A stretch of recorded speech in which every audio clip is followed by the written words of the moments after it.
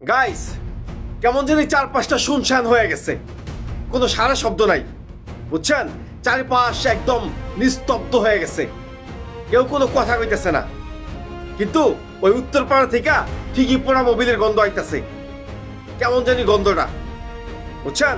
আমাদের জনাব তারেক রহমান, আমাদের প্রধানমন্ত্রী, আমাদের শহীদ প্রেসিডেন্ট জিয়াউর রহমানের সন্তান, তিনি যে বাউন্সার মারতেছেন, যেই গতিতে বল করতেছেন, পার্শ্ববর্তী দাদা বাবুরা বলের দিক নির্দেশনাও দেখতেছে না, তারা বুঝতেও পারতেছে না কোন লেভেলের বল হইতেছে এটা, বুঝছেন? কোনো বল যেতেছে কানের গোড়া দিয়া, কোনো বল নাকের ডগা দিয়া, কোনো বল কোন দিক দিয়ে যায় টের পাইতেছে না। আমাদের প্রধানমন্ত্রী জনাব তারেক রহমান সাহেব রীতিমতো ইন্ডিয়ারে খেলে দিতেছে, বুঝছেন? এখন বর্তমানে বাংলাদেশে বগুড়াতে ড্রোন কারখানা স্থাপন করব তুরস্কের সহায়তায়। এইটা আগে লালমনিরহাটে হওয়ার কথা ছিল, কিন্তু এখন বগুড়াতে হইব।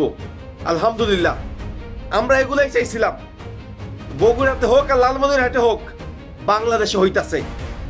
দাদা বাবুদের চোখ রাঙানোর দিন শেষ।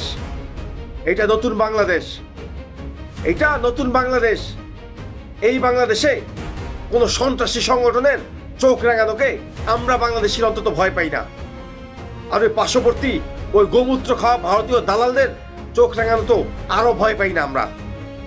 জনাব তারেক রহমান সাহেব, আপনি এইভাবেই আগে যান। কোনো সন্ত্রাসী, কোনো ভারতীয় দালাল, কোনো ভারত আমরা গোনার টাইম নাই। আপনি আপনার গতিতে সামনের দিকে আগায় যান, বাংলাদেশের মানুষ আপনার সাথে আছে।